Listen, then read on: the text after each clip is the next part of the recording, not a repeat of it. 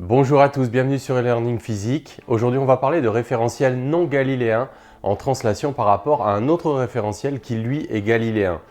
Et même dans une série de 2 vidéos, je vais aborder un peu les mêmes thèmes, mais pour des référentiels non galiléens en translation, et puis dans une autre vidéo pour un référentiel non galiléen, mais en rotation. Il y a déjà beaucoup d'exercices sur les référentiels non galiléens sur la chaîne. Alors je t'encourage vraiment à aller fouiller dans les playlists. Maintenant, il y a tellement de vidéos qu'il faut que tu fasses un petit effort si tu cherches encore des vidéos sur ce sujet-là, sur l'utilisation du théorème de l'énergie mécanique, de l'énergie potentielle centrifuge, bref, sur le poids, sur la force de Coriolis. Il y a énormément de choses. Voilà, je te laisse un peu fouiller. Alors aujourd'hui, on va s'intéresser à un même problème dans le référentiel du sol considéré comme galiléen et dans un autre référentiel non galiléen. Ça va être l'occasion pour nous de manipuler la relation de composition des vitesses. Ça va être l'occasion pour nous, sur un cas concret, de voir comment la trajectoire dépend du référentiel dans lequel on étudie le mouvement. Et puis, ça va être l'occasion pour nous de laisser parler les équations, comme j'aime bien dire en mécanique. C'est-à-dire que parfois, voilà, il faut laisser en appliquant, en étant rigoureux, en coupant notre problème, comme je dis aussi, en tranches de saucisson, en nous posant les bonnes questions au bon moment, eh bien, il faut laisser parler les équations, c'est-à-dire, voilà, elles nous disent certaines choses sur le mouvement, sur la trajectoire. Et donc, quelque part, on ne peut que constater ce qu'elles nous disent si on n'a pas toujours l'intuition de ce qui se passe.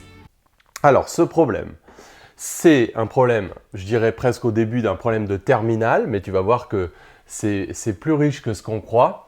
On a un projectile de masse m lancé à l'instant t égale 0 avec une vitesse v0 faisant un angle alpha avec l'horizontale dans le champ de pesanteur g. Le référentiel du sol est galiléen. Et donc on aimerait qu'il rencontre une cible qui, elle, a été lâchée sans vitesse initiale sur une distance L selon l'axe X et à une hauteur H, donc à t égale 0, elle était à une hauteur H. On l'a lâchée en même temps qu'on envoyait le projectile. Et évidemment, ce qu'on souhaite, c'est que le projectile rencontre la cible. On va étudier ce problème-là dans 2 référentiels différents. Très rapidement dans le référentiel du sol, comme je dis, c'est un exercice de chute libre et de terminale, mais ce qu'on cherche, c'est la condition sur alpha, quelle valeur donner à alpha, tous les autres paramètres du problème étant fixés, pour que, il y ait contact entre la cible et le projectile. Alors voilà, tu sais bien que là, on va avoir une trajectoire parabolique. La trajectoire de la cible, elle, ça va être une chute libre, et voilà, donc on aimerait que ça fasse boum, on aimerait que le projectile rencontre la cible. Quelle valeur donner à l'angle alpha? Étudier ça dans le référentiel du sol, c'est pas inintéressant, mais enfin c'est pas ça le cœur du truc. Néanmoins, tu vas voir qu'on va le faire quand même rapidement. Et puis après, alors surtout ce qui va être intéressant, c'est d'étudier ça dans le référentiel de la cible. Comment la cible voit-elle arriver le projectile vers elle? Quelle est la trajectoire du projectile? Tu vas peut-être être surpris. Donc on va étudier ça après dans le référentiel R' lié à la cible en translation avec les mêmes axes que le référentiel R du sol. Et là, voilà, c'est ce qui va être intéressant, encore plus intéressant, mais tout est intéressant. Alors, système.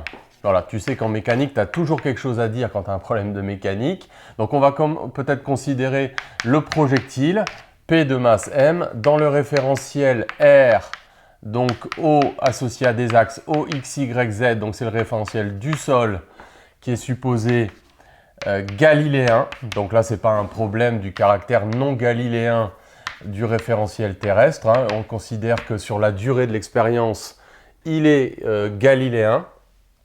Il n'y a pas d'effet de la force de Coriolis.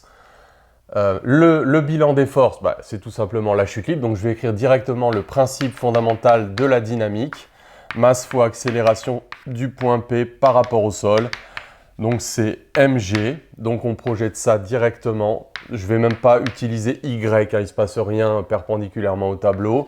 On va juste mettre x et z. Donc x point égale 0, z point égale moins g. Donc x point égale à une constante. Cette constante, c'est V0 cosinus alpha. J'espère que maintenant, je pense que tu sais projeter à ce stade. Sinon, on va voir la vidéo SOS projection. Z point égale à moins GT plus Alors on n'oublie pas les constantes d'intégration. V0 sinus alpha. On projette V0 sur le côté opposé à l'angle alpha dans le triangle rectangle.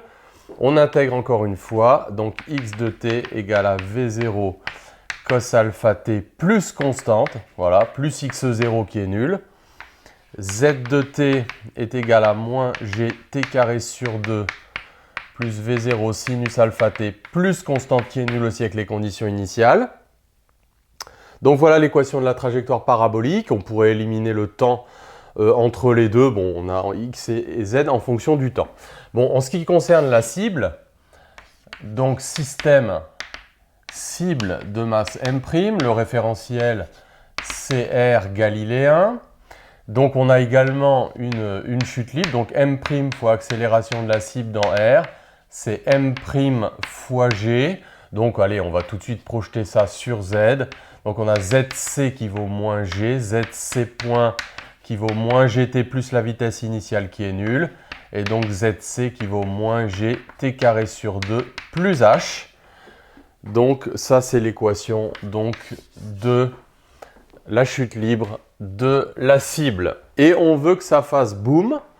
Alors on a les équations paramétriques. Donc on peut calculer l'instant pour lequel x vaut L, donc ce sera forcément à T1 est égal à, donc on remplace x par grand L sur V0 cosinus alpha, et à cet instant-là, donc on veut que, que Z de P soit égal à Z de C, donc on veut que ZP de T1 égale à ZC de T1, bon on a ce terme-là qui est en commun, donc ça va se simplifier.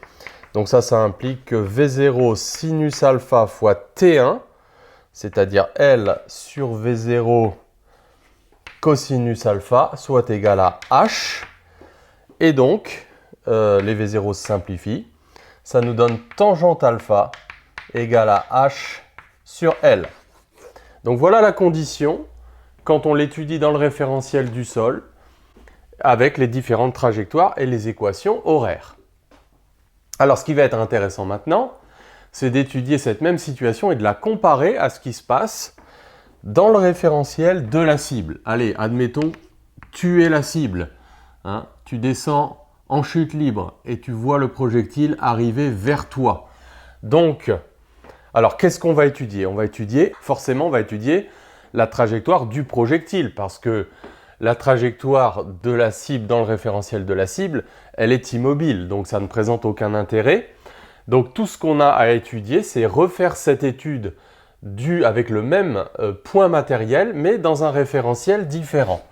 Donc système, c'est le point P de masse M. Référentiel, c'est le référentiel R', donc qui est égal à CXYZ. Donc la question qu'on va se poser maintenant, qui est cruciale, c'est est-ce qu'il est galiléen? Est-ce qu'il est en translation rectiligne uniforme par rapport à un autre référentiel galiléen? Et là, on voit qu'il est en translation, oui, puisque les axes de R', ce sont les mêmes que R, donc il garde une direction fixe par rapport à ceux de R, il est en translation. Est-ce qu'il est en translation rectiligne? Oui, puisque c'est un mouvement rectiligne. Est-ce qu'il a un mouvement rectiligne uniforme? La réponse est non. Oui, l'accélération est constante, mais quand on dit translation rectiligne uniforme, ce n'est pas pour l'accélération, c'est pour la vitesse. La vitesse de C dans le référentiel du sol n'est pas constante, donc il est non galiléen. Donc, il est non galiléen, et donc je t'encourage toujours à écrire cette petite phrase sur ta copie ou à le dire, parce qu'il n'est pas en translation rectiligne uniforme par rapport à R, qui lui est considéré comme galiléen. Comme ça, on voit bien que tu as compris d'où ça vient. Donc, qu'est-ce qu'il va falloir faire? Eh bien, masse fois, je vais tout de suite faire le bilan des forces dans l'écriture du principe fondamental. Donc, masse fois accélération de P dans R'. Alors, qu'est-ce que c'est? Eh bien, c'est son poids, mg. Et puis, il faut rajouter, a priori, la force d'inertie d'entraînement et la force d'inertie de Coriolis. Alors, la force d'inertie de Coriolis, dans le cas de la translation, on sait qu'elle est nulle. Alors, dans les programmes actuellement, voilà, on n'introduit même pas cette force dans le cas de la translation, mais le vecteur oméga est nul, donc moins 2m oméga vectoriel v de P dans R', où le vecteur oméga est nul, donc la force de Coriolis est nulle. La force d'inertie d'entraînement. Ah, on est dans un cas de translation.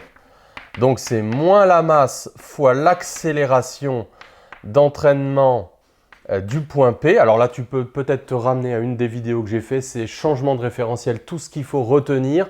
On peut faire le raisonnement avec le point coïncident pour ceux qui sont en PC. Pour ceux qui sont en MP, appliquez directement la formule que je conseille aussi au PC de connaître. Donc c'est moins masse fois ce que j'appelle accélération de O', qui est le centre du référentiel R', dans R. Je le mets entre guillemets, hein, comme toutes les formules un peu sorties brutes du cours. Et puis après, on réfléchit. Donc O', qu'est-ce que c'est ici? O', donc c'est C. C'est C l'origine du référentiel R'. Alors c'est pour ça que ça avait été intéressant quand même de faire cette étude ici, la trajectoire de C dans R. On aurait de toute façon obligé de le faire à ce stade-là.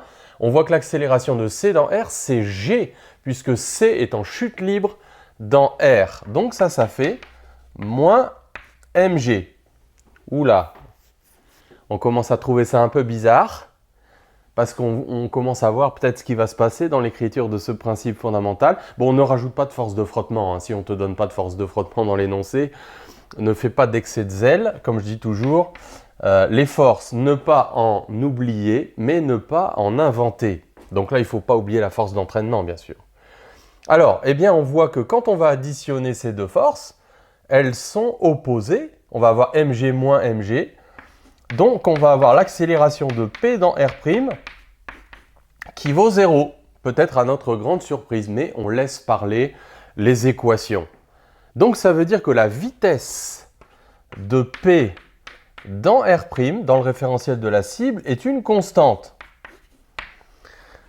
Ça veut dire que la cible voit arriver le projectile en ligne droite vers elle. Alors, est-ce qu'on peut faire un dessin dans le référentiel de la cible? Donc, dans le référentiel de la cible est fixe. Les longueurs sont invariantes par changement de référentiel. On n'est pas en relativité. Donc, si on représente la position initiale du projectile, eh bien, il était toujours donc à une hauteur h ici et à une distance L. Et donc, on avait l'angle alpha.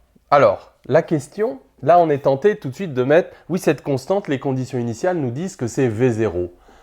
Attention, attention. Parce que raisonner comme ça de but en blanc, c'est supposer que les vitesses sont invariantes par changement de référentiel. Et oui, pourquoi? Parce que la vitesse V0, ce n'était pas la vitesse de P dans R' à l'instant t égale 0, mais c'était la vitesse de P dans R. Donc, qu'est-ce qu'il faut faire? Eh bien, il faut appliquer les relations de composition des vitesses, parce qu'il faut se poser la question, mais à l'instant t égale 0, quelle était la vitesse de P dans R' et non pas dans R? Alors, quelle est la relation de composition des vitesses? V de P dans R, qu'on appelle parfois, j'aime pas trop, vitesse absolue, parce que bon, tout est relatif. En mécanique, on peut permuter le rôle des référentiels R et R', c'est la vitesse de P dans R', ou la vitesse relative, plus la vitesse d'entraînement de P. On est dans un cas de translation. Alors, qu'est-ce que c'est que la vitesse d'entraînement? Là aussi, revient à la vidéo changement de référentiel, tout ce qu'il faut retenir. On peut raisonner sur le point coïncident ou dire simplement c'est la vitesse de O' dans R, c'est-à-dire de C dans R. Ça, c'est vrai à chaque instant. Mais nous, on doit regarder ça à l'instant t égale 0. Alors, je crois qu'on a de la chance parce qu'à l'instant t égale 0, la cible était lâchée sans vitesse initiale dans le référentiel R. Donc, à l'instant t égale 0 et uniquement à cet instant-là, cette vitesse était nulle. Et donc, on voit que la vitesse dans R', c'est la même que celle dans R, c'est-à-dire V0. Donc, finalement, le résultat, c'est celui peut-être qu'on aurait mis si on avait fait un mauvais raisonnement finalement. C'est-à-dire si on avait inconsciemment supposé que les vitesses étaient invariantes par changement de référentiel. Bon, il se trouve qu'on a quand même le bon résultat, mais comme toujours, ce qui compte, c'est la démarche et pas seulement le résultat, parce que là, on aurait eu simplement de la chance. Et puis une autre fois, on n'aurait peut-être pas eu cette chance. Donc, on voit que finalement, V0, c'est la vitesse avec laquelle la cible voit arriver vers elle le projectile en ligne droite. Et donc évidemment, on conserve ici l'angle alpha, il est lui aussi invariant par changement de référentiel. Donc voilà le dessin assez inconfortable pour la cible de la trajectoire du projectile. Il lui arrive droit dessus. Donc là, on voit vraiment que la trajectoire, c'est pas de la blague, ça dépend vraiment du référentiel dans lequel on se place. Et puis alors finalement, l'interprétation géométrique ici est encore plus simple que celle que on avait dans le référentiel R, puisqu'on voit que tangente alpha vaut H sur L. Ça, cette interprétation-là, elle est immédiate. Voilà, donc, à retenir de cet exercice, eh bien, se laisser guider par le raisonnement. Donc, il faut bien sûr connaître la force d'inertie d'entraînement, savoir identifier un référentiel galiléen, un référentiel non galiléen, et puis le bon sens, la relation de composition des vitesses. Méfions-nous, les vitesses ne sont pas invariantes par changement de référentiel. Voilà, dans la prochaine vidéo, je vais aborder un thème très important qui est la différence entre référentiel et base de projection. Je vais résoudre un même problème dans un référentiel non galiléen en rotation et dans le référentiel galiléen, un peu comme j'ai fait ici, mais dans un cas de rotation. Ça va être l'occasion pour nous que ce soit très clair dans ta tête de faire la différence entre base de projection et référentiel. On va voir comment ça influe les calculs et si tu n'as pas des idées claires là-dessus, tu cours de très gros risques, tu cours même à la catastrophe pour ce type d'exercice. Alors à très bientôt, bon courage!